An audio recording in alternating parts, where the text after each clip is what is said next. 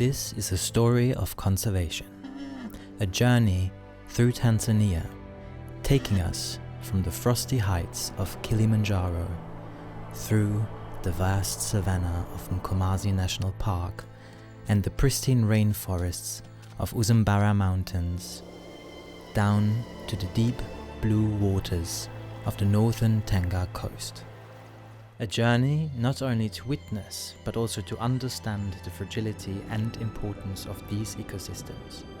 A journey to show you how tourism can play a vital role in bringing humans and nature together, so both can mutually coexist and benefit from each other.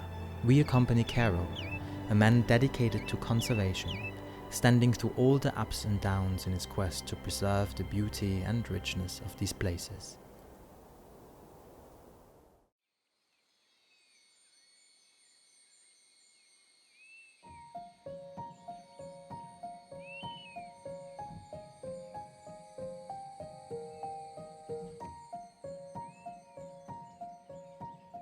Our first stop is the Namelog Reserve. We accompany rangers who show us around. In this small haven of wildlife, you can observe how strongly nature is able to recover and flourish once given its space. A bleak, overgrazed landscape not too long ago, wildlife was gradually reintroduced into this area. We can now witness the opulent diversity here at the lagoon.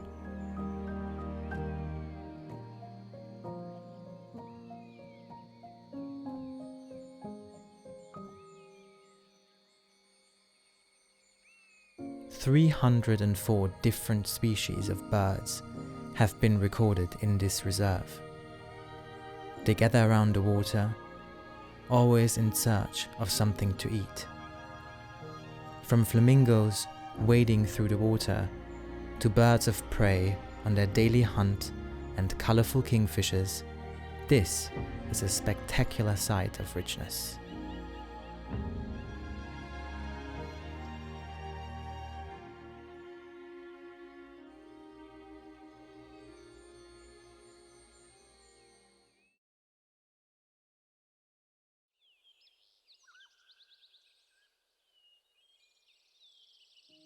We continue our journey with the highest peak of Africa, the majestic Kilimanjaro. We take the northern route, also known as the Rongai route, to begin our ascent. It's a lesser known route and longer than the usual, which not only gives you more time to adapt to the height, but also allows you to admire the beauty of the mountain in more detail. Choosing the lesser known route can also be an important way of decreasing the environmental burden on frequently traveled places, leaving more room for recovery from tourism. This route takes you through various vegetation zones that change dramatically with height. It starts in the montane forest, leads you through heaths and moorlands, and finally ends with the dramatic, breathtaking landscape of the Alpine desert and the ice cap. Kilimanjaro is a great example of how tourism can function as a partner in the battle for conservation, as it creates value and opportunities for the region and its people.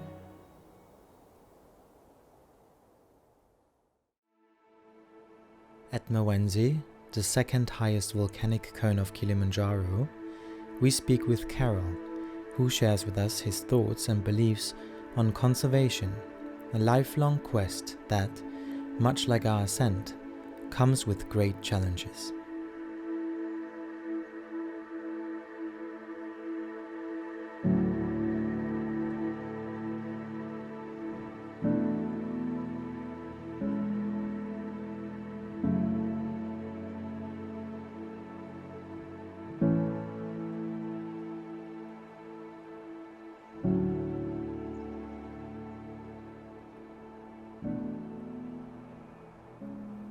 It's the most amazing feeling to be able to save national parks and reserves and create the value that is needed. And I know it's worth it.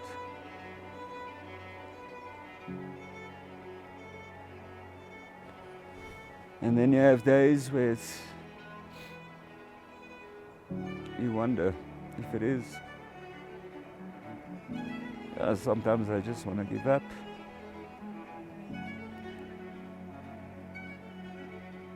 But then you see all the people that really depend on tourism and their kids that have to get to school. And then you can get going again.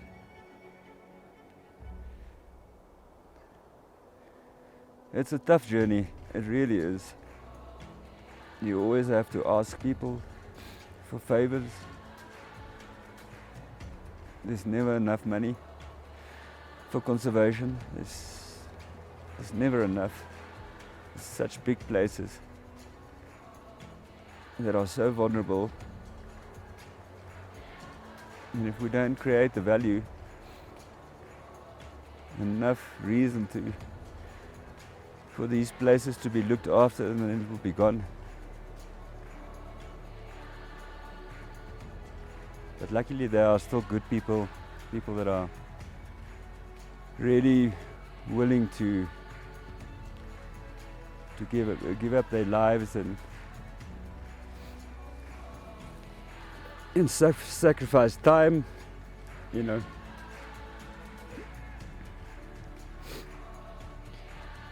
To fight for these wild places and ecosystems.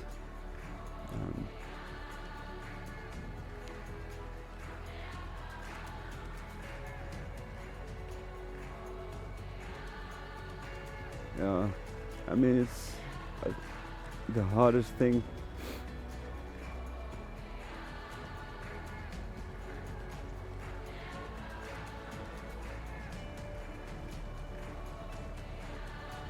Is, you're away from your family so much.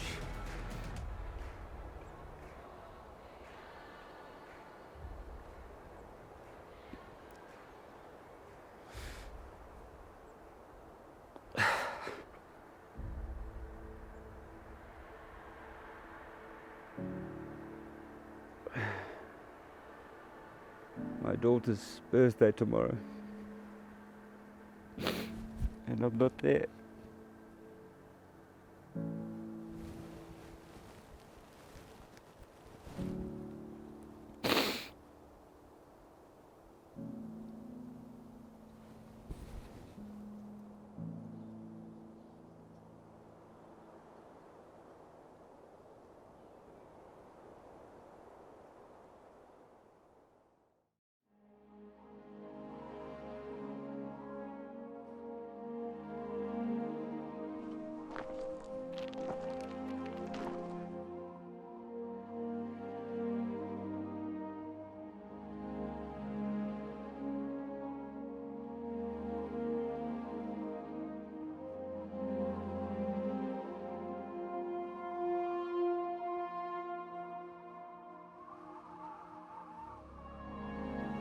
It's hard to work here. It's hard to do what we need to do.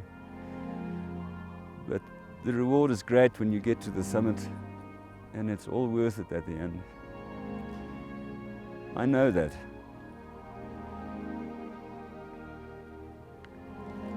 It's just a tough day.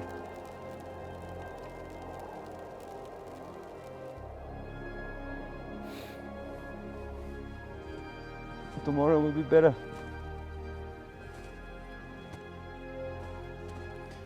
I mean, it's so beautiful.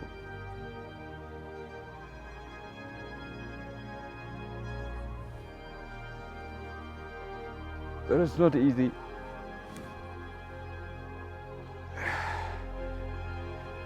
But luckily we have good people around us. Amazing people. And alone it's harder, but together with a team of good people, I'm sure we can do it.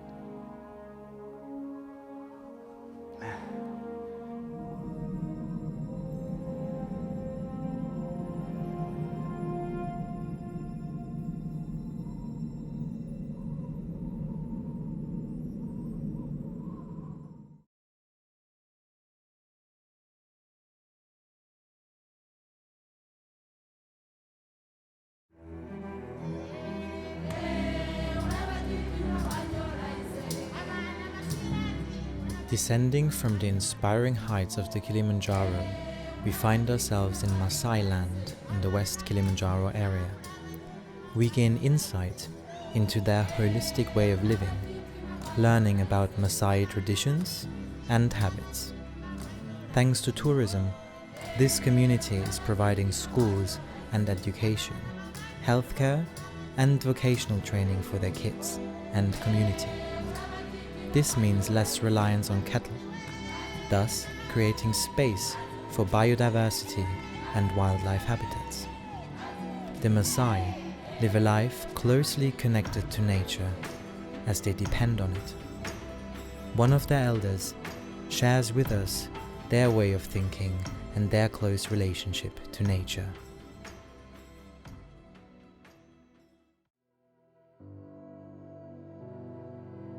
To me personally, I love being in the middle of nature because nature takes care of me. I feel like I'm in the right place. I feel to be connected to nature. And you know, Maasai, the secret of Maasai, we have the language of nature.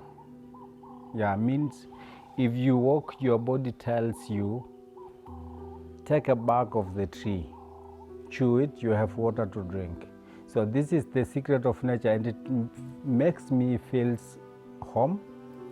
It makes me feel like really being in the middle of nature and just enjoy the sound of birds. If you lie under the tree, you have a natural music. Yeah, you can hear them on the background. And you don't need so much because nature provides all what you need. Come to the nature. Just before you ruin nature, ask yourself, the nature, like the open area, what you see here, what is your inner tummy telling you? Because you have a second person in you, the voice that tells you it's beautiful. You have your crumbling tummy because of the good that you see.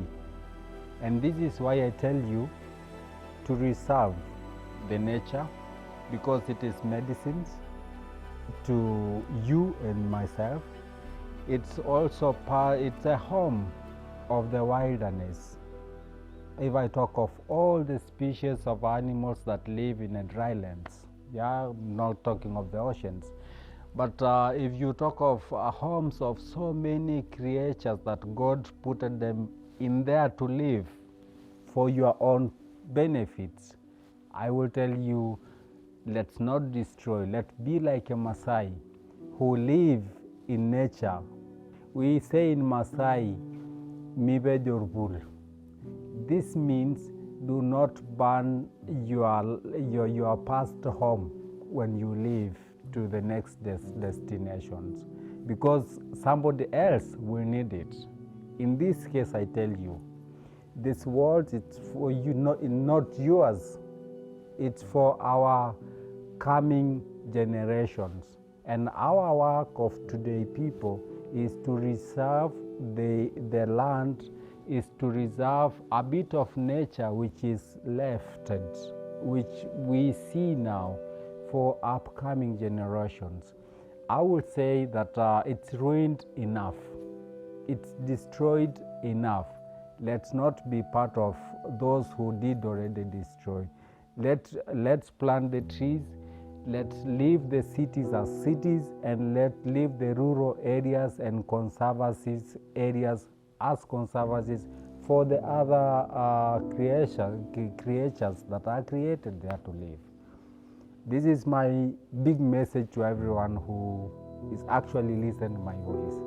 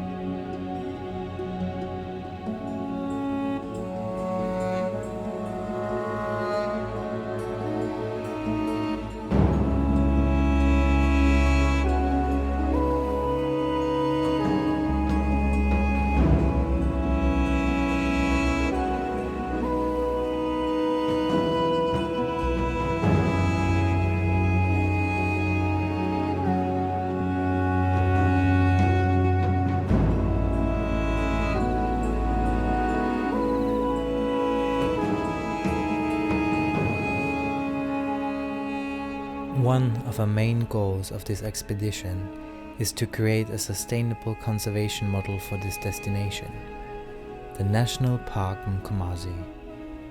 It's located very close to Mount Kilimanjaro, yet is much less frequently visited. Here, you will witness an abundance of wildlife and stunning scenery. We talk with Carol about the importance of this park and the challenges it has to overcome.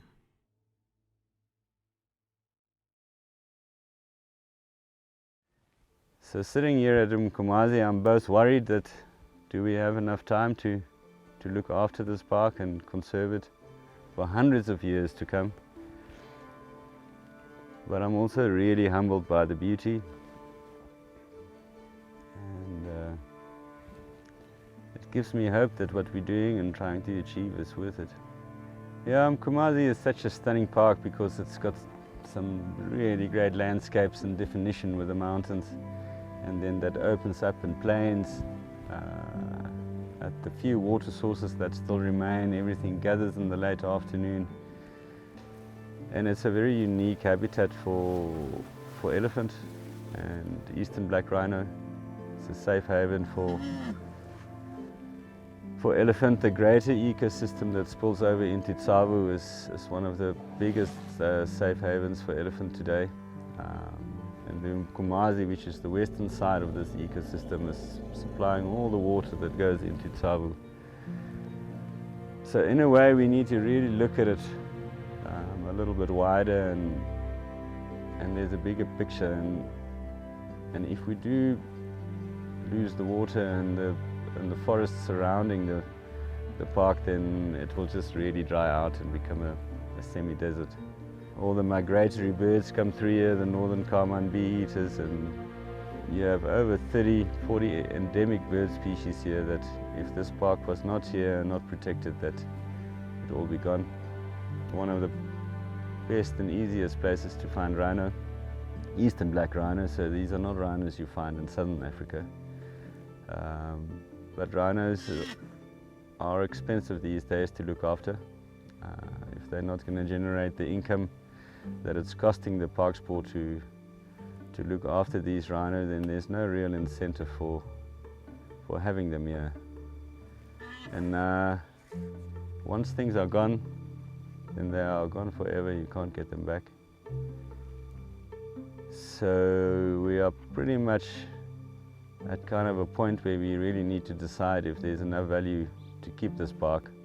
So to have this park in isolation and no one visiting us is not the solution, because population growth and just people trying to have a better life will slowly consume it, whether it's through charcoal making or grazing or farming in the future. If there's minerals in the mountains, you know, there could be so many things that could take this park away from us. So the only way that we can really look after it for generations to come is to have job creation, and for the people that live around this park to also want to protect it. There must be enough value for those people and enough reason for the people that live around this park to protect it. Otherwise we just lose it one tree at a time. We need to come visit this park, otherwise it just doesn't generate the income that it needs to be protected for future generations. We're so close to civilization. We can see Mount Kilimanjaro from here. So the hope is, Kilimanjaro is like a beacon out there of hope, that if we can just get some of that commercial interest and some of those clients to come from Kilimanjaro just to come to Mkomazi, which is an hour away, then we are halfway there. So we'll keep on fighting and we'll keep on creating the value here. But we also do need people to really understand that the days of empty space and conservation with no impact, those days are over, and we really are in the modern days. Conservation without value and conservation without visitors are really not sustainable in the long run. So this ecosystem at the back here and spilling over into Tsavo is one of the most beautiful places you'll ever see, and it's well worth visiting. And come and help and look after this place, and then you'll be part of this conservation process, and you'll be part of the solution of keeping these marginalized smaller little parks alive, and enough value for and enough reason to protect these places.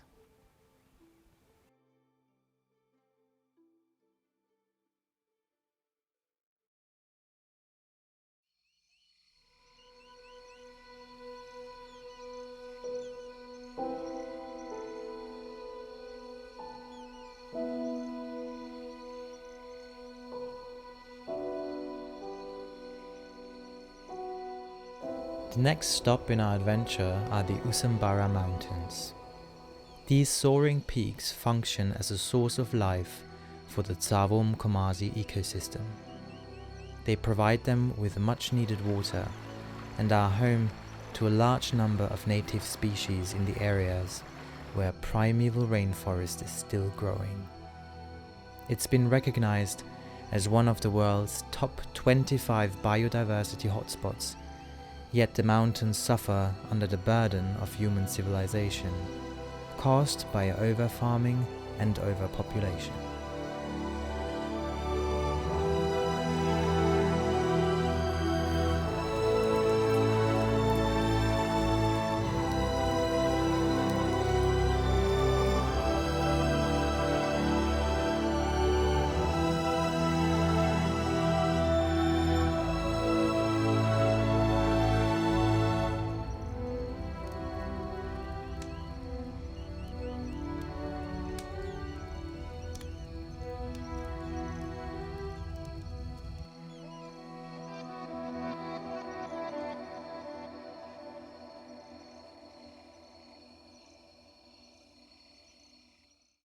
The Usambaras have always had people and a lot of fertile land and a lot of farming in the area, and there are a lot of people that's dependent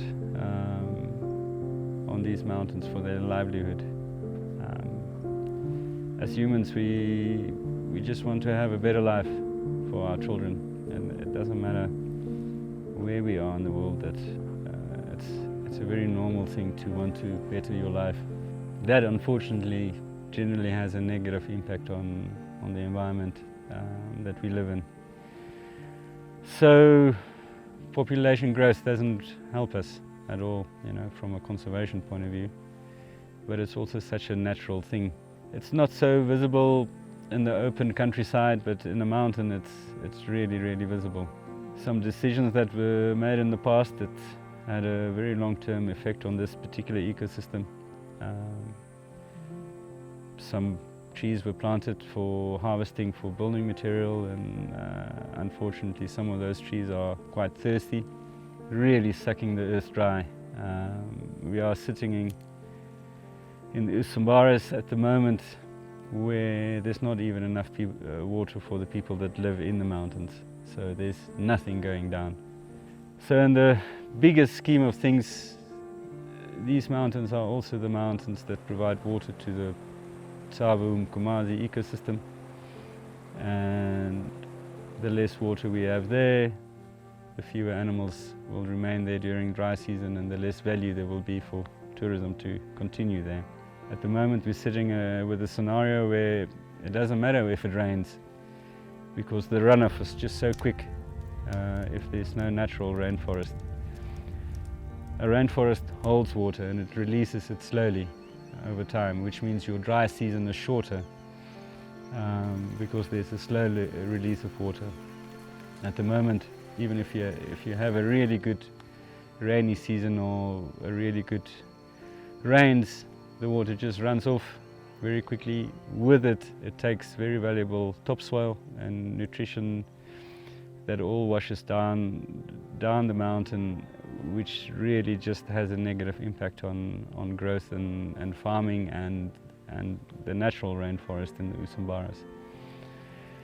So without trees, there will be a drought, there will be a desert. There is hope. There's some wonderful projects. It's really based on creating economic value and value for the natural rainforest. If we don't create value for the natural rainforest, that will be replaced by forestry or alien trees, you know, that has value in building and in timber and in just general farmland.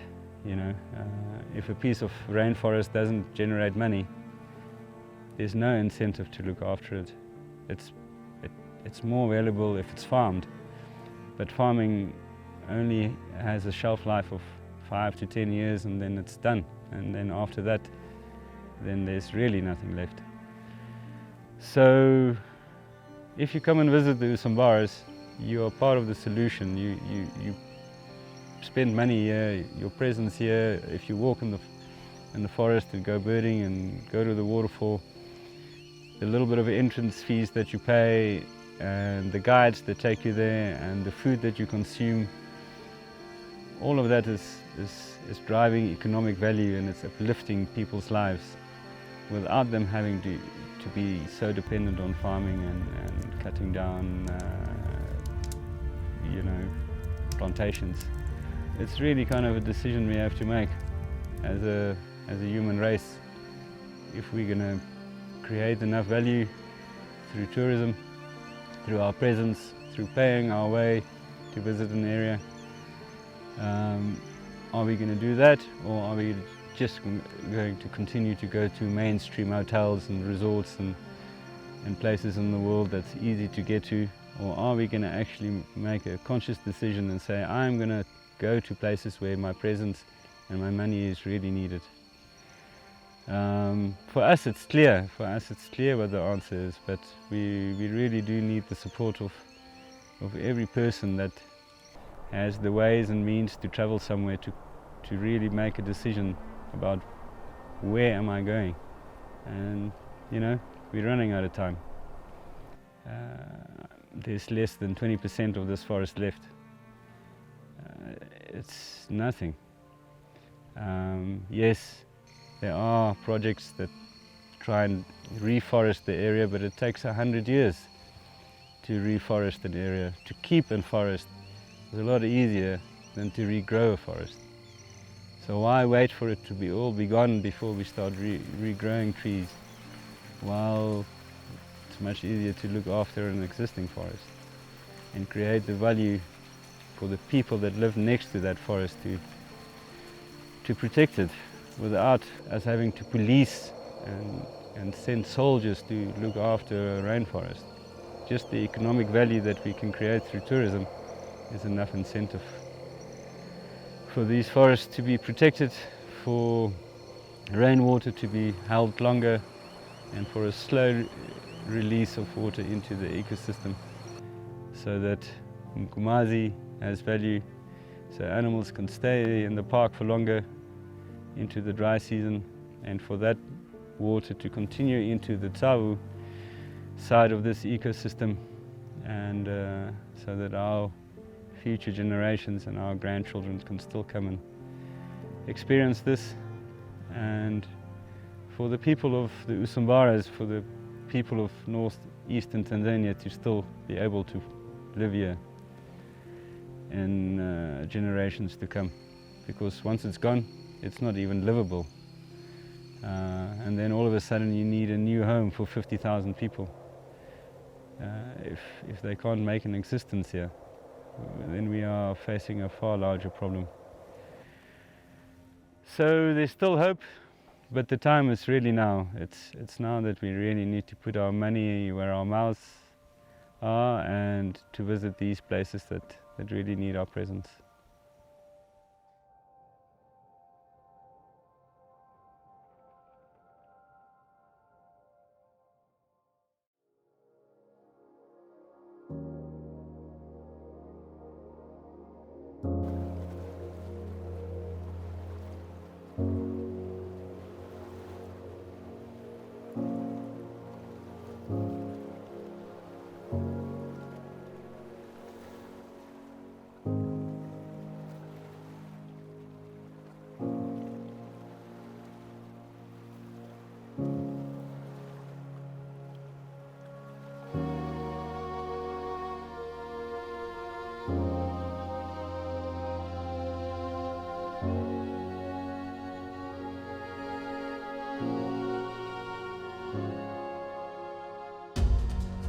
our journey finally comes to an end at the North Tanga coast.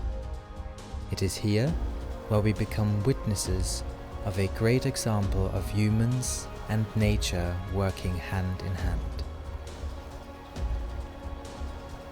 The coastline is home to areas of East African mangroves, an important biodiversity-rich habitat for wildlife both on land and in water.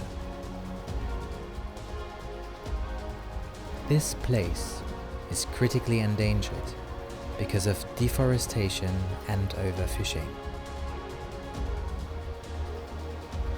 At Fish Eagle Point, parts of the income flow directly back to the local people, who are starting to appreciate the value of a rich biodiversity environment as a key for their livelihoods.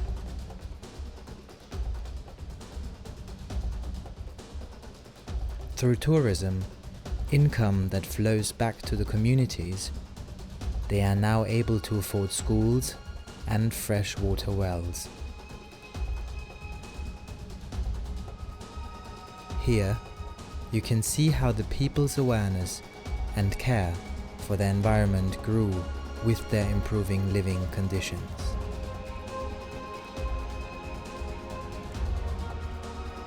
So we see that there are ways that conservation and tourism can go hand in hand, benefiting both nature and the local population. Especially in places where, without tourism, land would be exploited in different ways to generate income, tourism can be a valuable and effective way to protect the beauty and diversity of all the places we visited for generations to come. And you can be a part of it.